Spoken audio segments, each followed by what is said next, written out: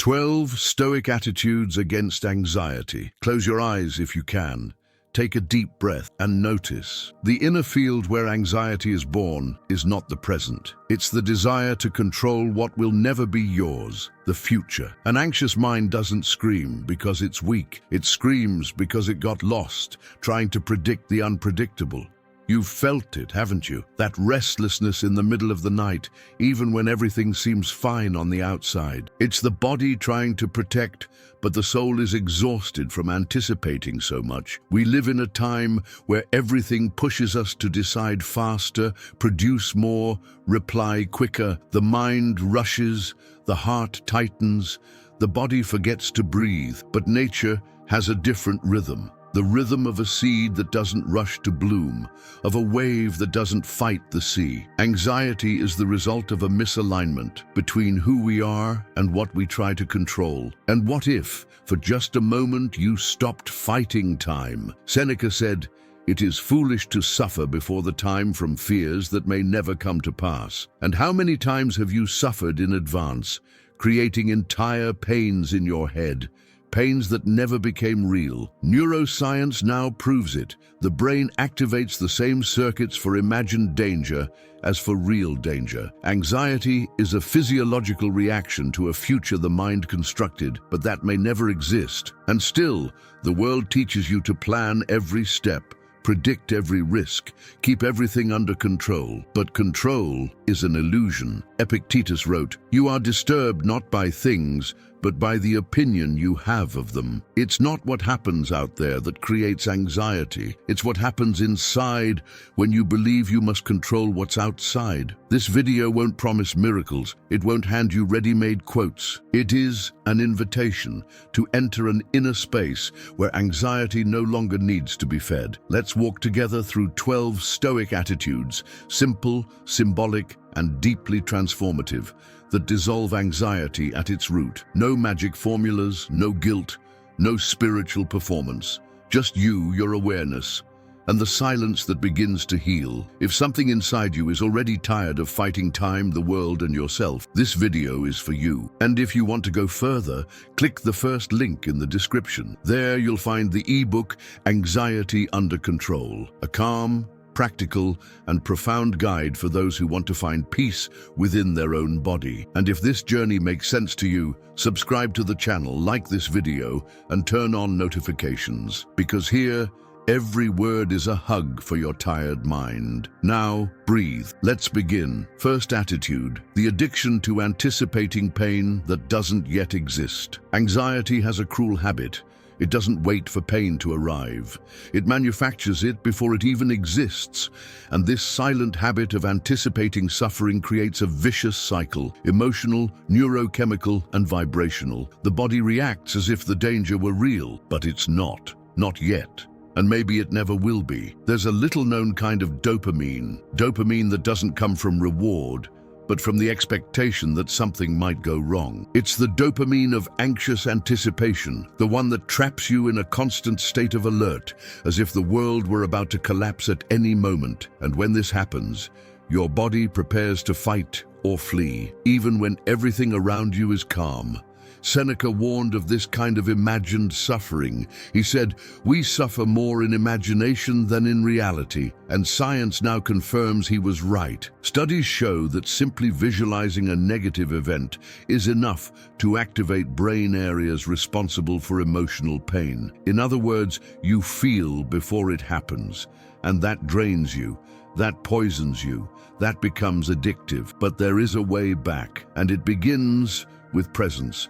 Just 60 seconds of radically conscious breathing are enough to interrupt the cycle. 60 seconds of mindfulness, where each inhale is a gesture of trust in life, where each exhale is a surrender. Not to give up, but to stop resisting. Imagine the mind as a sailor trying to control the wind. He struggles, gets frustrated, shouts, but the wind blows where it wants. The Stoic doesn't try to stop the wind. He adjusts the sails. and moves on because he understands that anxiety is born from the desire to dominate the undominable. And what if you could, just for a moment, let go of the ropes of prediction and let life blow? Anxiety is the illusion that if you think enough, you'll suffer less. But overthinking doesn't protect, it only paralyzes. The answer isn't in predicting what's to come, it's in inhabiting the now with silent courage. Second attitude, the invisible mistake of confusing hyperawareness with wisdom. There's a thin line between self-knowledge and self-surveillance, a line so subtle that sometimes you believe you're evolving, when in truth you're just watching yourself silently, constantly, anxiously. The anxious mind disguises itself as awareness. It speaks of clarity, but acts in alert. And you start to believe you need to understand everything, control everything, analyze every emotion, predict every response. But that's not wisdom. It's a refined prison. It's anxiety wearing spiritual clothes. It's important to observe yourself. But there's a point where self-observation turns into oppression, when every gesture, every thought, every feeling becomes internal judgment. What was once self-awareness transforms into sophisticated anxiety, and the body, poor thing, remains tense, even when it looks calm on the outside. Epictetus reminds us, freedom is in accepting that not everything needs to be analyzed. And neuroscience shows us that excessive metacognition, thinking about your thinking, activates circuits that feed even more fear. It's like trying to put out fire by blowing on it. The more you think to try to break free, the more trapped you become.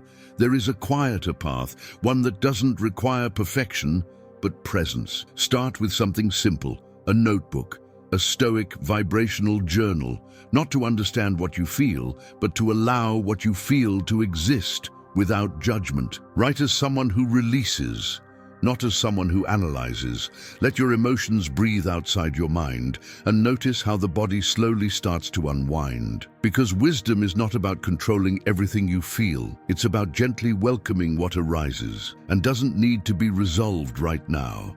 Sometimes there's nothing to heal. Sometimes there's just something to accept. Third attitude, the vibrational failure of trying to be strong all the time. There's a kind of exhaustion that doesn't come from the body. It comes from the soul, silently carrying the weight of needing to be strong all the time. A rigid, rehearsed strength that confuses control with stability. But true stoicism is not made of hardening. It's made of conscious response, of presence, of lucid surrender. Anxiety often arises from this constant effort not to break, to appear firm when, inside, something has already begun to fall apart. And this performance of strength, this obligation to always be okay, triggers a chronic production of cortisol in the body, the stress hormone, which weakens emotional immunity and drains vital energy. This isn't strength. This is survival disguised as balance. The true Stoic is not defined by invulnerability. He is defined by the choice not to react impulsively, to feel everything and still hold the center, to be firm without being rigid. There's a quiet practice that transforms: emotional fasting, a single day where you choose not to react, not to explain, not to respond to what throws you off balance. Just observe, breathe, let it pass. Because real strength isn't the one that explodes, it's the one that contains itself with awareness.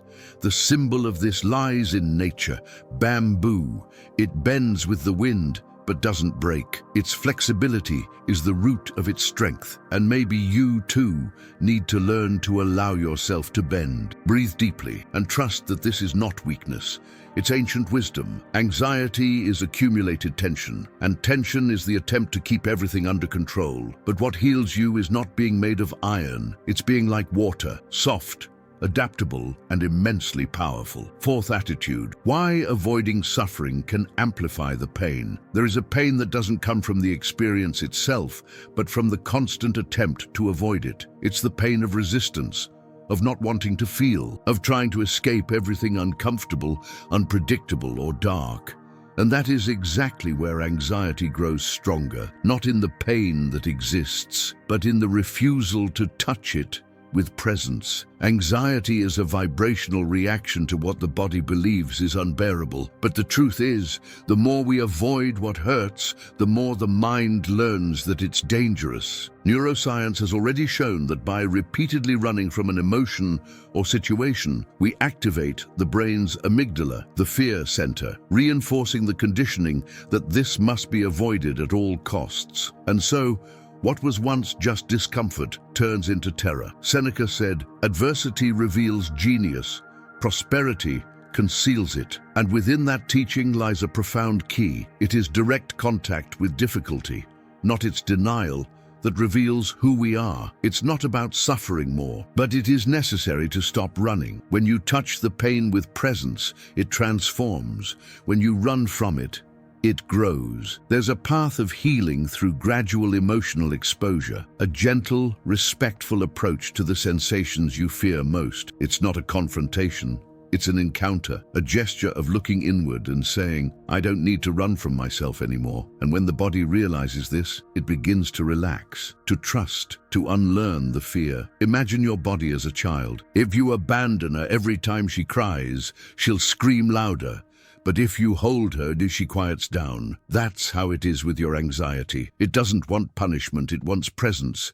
The body learns that pain is bearable when it is lived with awareness, when it is felt with love. Not as punishment, but as a part of life asking to be witnessed. Because suffering, when accepted, dissolves into wisdom, but when rejected, it becomes a prison. Fifth attitude, the poison of silent comparison. There's a type of anxiety that doesn't scream. It whispers. It whispers between the lines of an image, of someone else's achievement, of a life that seems better than yours. It's silent comparison, the kind you don't notice at first, but that slowly drains your energy, your peace, and your sense of worth. We live in a world where everything is displayed, but very little is truly revealed. Social media creates a stage of victories, where pain is edited, failure is hidden, and hurry disguises itself as productivity. You look at other people's lives and start to doubt your own, not out of malice, but because your brain is wired to compare, and every comparison distorts your self-image and feeds anxiety. This phenomenon has a name in psychology: the halo effect. A single perceived positive trait in someone, beauty, success, charisma, makes you automatically attribute other qualities, creating an illusion. You're not seeing reality, you're seeing a projection, and you feel inferior to something that doesn't even exist in that form. Stoicism offers a silent cure for this, redefining your internal value through virtue, not outcome. Marcus Aurelius, Emperor of Rome, surrounded by chaos, wrote meditations on serenity. He didn't seek approval. He sought integrity, and that's what saves us from comparison, returning to who we are when no one is watching. There's a practice that can open space for this: strategic abstinence from comparative stimuli. 3 days without exposing yourself to others' stages. 3 days turning your gaze inward. And in that silence, something begins to reorganize. Your internal frequency clears, clarity returns, and the body breathes easier, because real worth doesn't shout, it doesn't compete, it simply is. A diamond doesn't justify itself, it doesn't beg for recognition. It just shines, even when no one is looking, even when it's buried. Sixth attitude, how dopamine sabotages your peace without you noticing. There's a restlessness that seems to come from nowhere, a constant urge to seek, to scroll, to click, to do, but that never feels satisfied. It starts with a ping, a sound, a notification, a thought, and suddenly you're no longer here. Your mind is dragged away. Your body is activated. Your peace silently dissolved. Dopamine, when well regulated, is an ally. It motivates, it gives direction. But when fueled by intermittent rewards, those small, unpredictable hits of stimulus, it becomes a trap. It creates a cycle of compulsive seeking for novelty, answers, validation. And this cycle breeds anxiety, because the mind finds no rest and the body never arrives. Stoicism reminds us of something simple: value lies in consistency, in repetition with presence, in the appreciation of the simple, but the modern world teaches the opposite: more, faster, more intense, and that's where imbalance begins. Not because something is missing, but because excess steals what's essential. There's a quiet practice that begins to heal this rush: sensory deceleration, a conscious pause to see, hear, and touch what is here, without seeking anything beyond what is. It's a modern Stoic ritual, a gesture of appreciating the moment as if it were everything, because deep down it is. Imagine a candle lit in a dark room. It doesn't burn violently, it lights gently.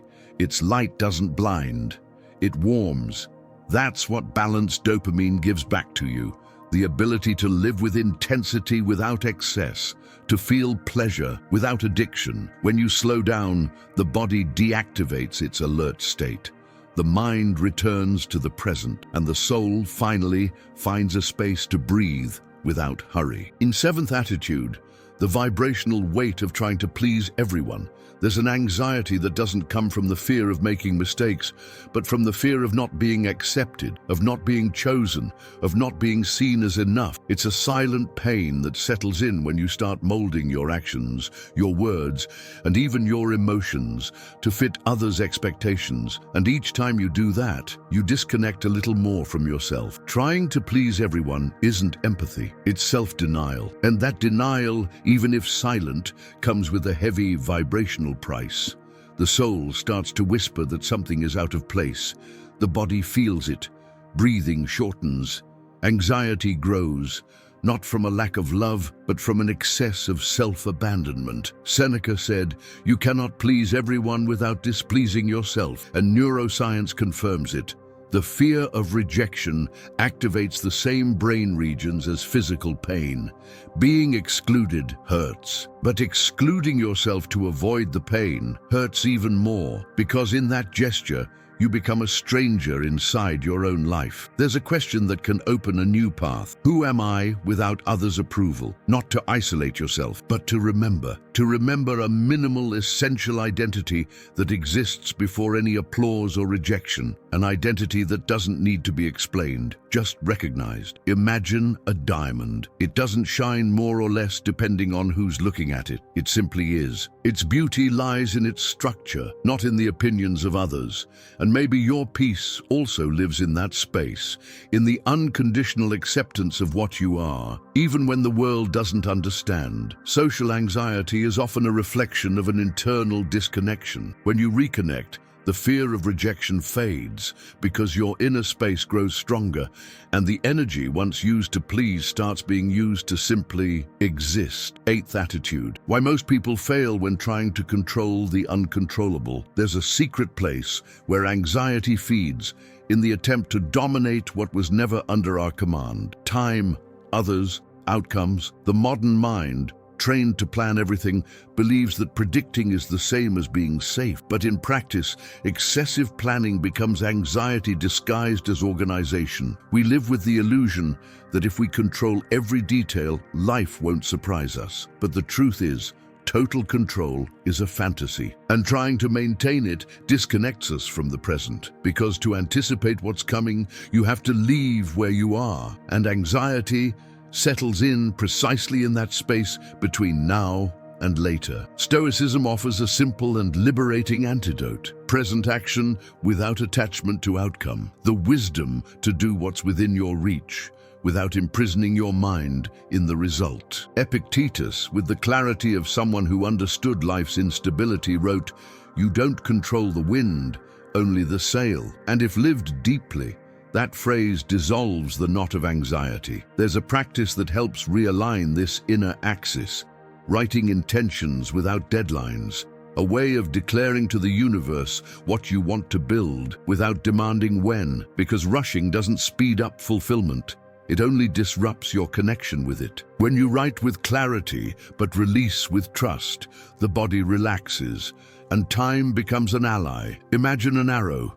It doesn't chase the target. It is launched with mastery, and then it follows its course. It doesn't control the wind, but it dances with it, and it lands where it needs to, when it needs to. That's the vibrational state that dissolves anxiety, one of full action, free from obsession with the outcome. Ninth attitude, the silent factor that sabotages your tranquility, overstimulation. There's a restlessness that doesn't come from within, but from the overload of what comes from outside. Sounds, images, news, messages, expectations, opinions. Too many inputs, too little time. The mind can't breathe, the heart races, and the soul silently begins to cry for help. The name for this is vibrational noise, an excess of stimuli that blocks inner clarity and unknowingly feeds anxiety. We've become hoarders of information, but not of wisdom. And in this accumulation, the mind loses its center, because no lake can reflect the sky if its waters are constantly disturbed. Tranquility doesn't come from the absence of tasks, but from the quality of silence allowed between them. Seneca wrote, "Many live as if they will never die, and die as if they had never lived." This consuming rush takes us nowhere. It only pulls us away from presence, from touch, from eye contact, from breath. And anxiety seeps into those presenceless spaces, filled with stimulation. Stoicism proposes a return to ataraxia, a state of unshakable serenity, cultivated not by escaping the world, but by mastering your inner field. And that mastery begins with a simple gesture, a silence bath. 30 minutes a day without screens, without external noise, without expectations, just you and what remains when the world goes quiet. In that silence, something reappears, a memory, a forgotten feeling, a thought that asks to be heard. That's where healing begins, not with noise, but with presence, not with effort, but with surrender. Imagine a lake. Water only reflects the sky when it's still, and your mind only reflects your truth when it's at peace. 10th attitude, the fatal mistake of spiritualizing anxiety without understanding it. There's a pain disguised as elevation, a restlessness hidden behind beautiful words, mystical practices, and light phrases. It's unacknowledged anxiety, camouflaged by the need to always seem at peace. But peace is not an appearance. It's a true vibration, and vibrating truth requires the courage to look at what still hurts. When anxiety is spiritualized without being understood, it creates a new kind of prison. The body still suffers, the mind still spins, but now with guilt for not vibrating high enough. And that's a subtle form of violence against the soul, because no human being is made of light alone. Every shadow longs to be heard. It's common to confuse intuition with disguised panic when the emotional field is on alert. The body reacts, the heart races, and the mind interprets it as a premonition. But often, it's just fear asking for attention. And when ignored, that fear becomes chronic anxiety, even beneath the surface of a performative spirituality. Stoicism doesn't mask pain. It integrates it. It doesn't demand elevation. It invites acceptance, and that acceptance begins in the body, because it's in the body that anxiety screams first. That's why an essential practice is vibrational anchoring through the body. Sit down, touch your own arms, breathe while feeling your feet on the ground. Return to the flesh, return to now.